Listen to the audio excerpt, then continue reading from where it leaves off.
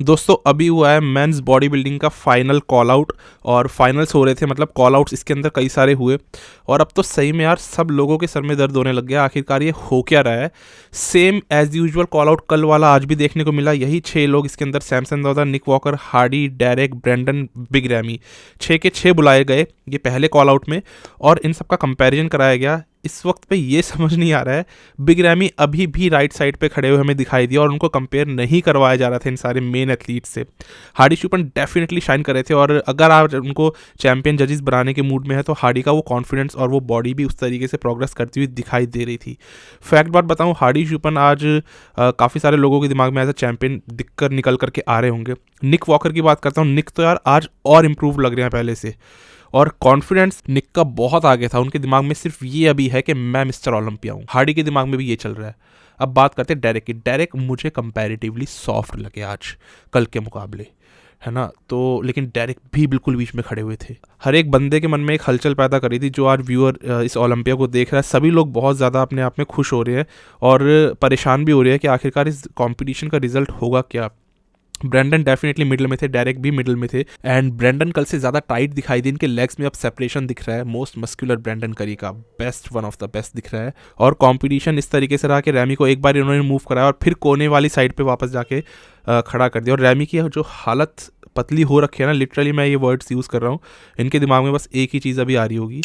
पीछे भी खड़े हुए थे ना जब ये रैमी, तो भी मतलब इतना ज़्यादा स्ट्रेस्ड थे और उससे जाहिर सी बात है बॉडी पे स्ट्रेस पड़ता है।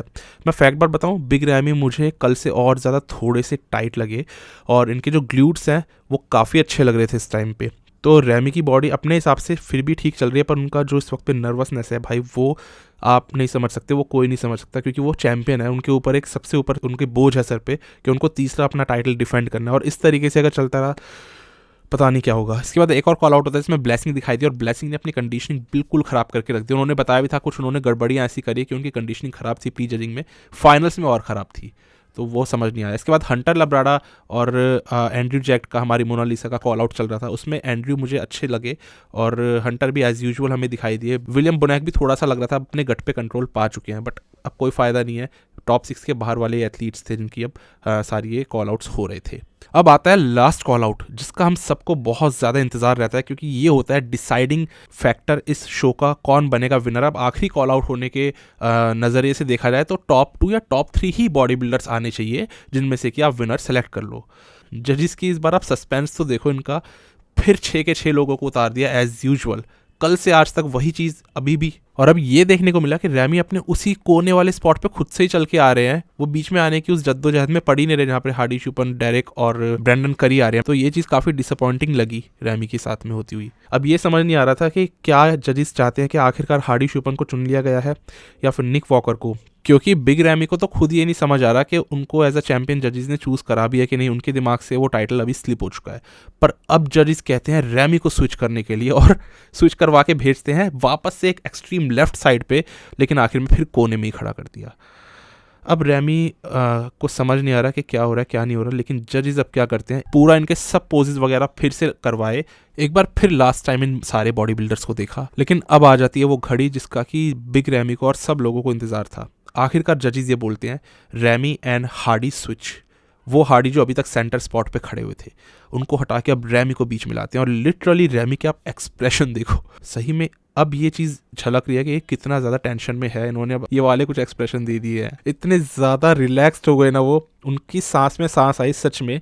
और ये टेंशन ना इस बार बहुत एक्साइटमेंट लोगों के अंदर, बहुत टेंशन लोगों के अंदर, बहुत टेंशन बिग रैमी में और बहुत एक्साइटमेंट दूसरे एथलीट्स में पैदा कर रही है। तो ये बहुत सारा एक मिक्स सी फीलिंग्स अभी चल रही है और रैमी जैसी पोज करने उतरी उनके फेस पे जो एग्रेशन था कि अब मैं अपने आप को साबित करके दिखाऊंगा, वो जाहिर हो रहा था।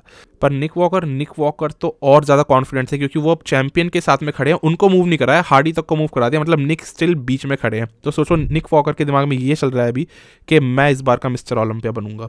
और बैक डबल आप निक का देख सकते हो, मैं आपको यही कह रहा था, ये इम्प्रूव्ड आए हैं, ये और ज़्यादा थिकनेस और अच्छी फाइबर और अच्छी कंडीशनिंग दिखा रहे हैं। हार्डी भी इम्प्रूव्ड है, सब लोग बहुत अच्छा इस बार कर रहे हैं, इसीलिए इतनी कड़ी चुनौती, इतना क्लोज कॉम्पिटिशन ये चल रहा है।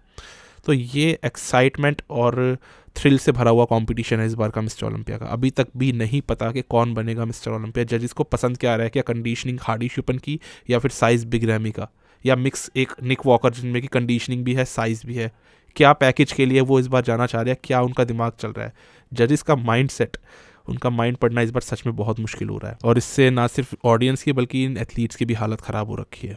बस दोस्तों, फाइनल्स होने ही वाले हैं 1.5-2 घंटे में, और तब एकदम रिजल्ट्स निकल के आएंगे और धमाका होगा, पता लगेगा कि कौन इस साल का मिस्टर ओलंपिया बनता है। आप बताओ, आपको क्या लगता है, आपके दिमाग में इस वक्त पे विनर कौन चल रहा है? क्योंकि अभी भी ये बहुत मुश्किल चीज़ है इस कंपटीशन में कहनी। बस अब दोस्तों मिलते हैं फाइनल्स वाली वीडियो में और जानेंगे कौन आज का मिस्टर ओलंपिया बनता है।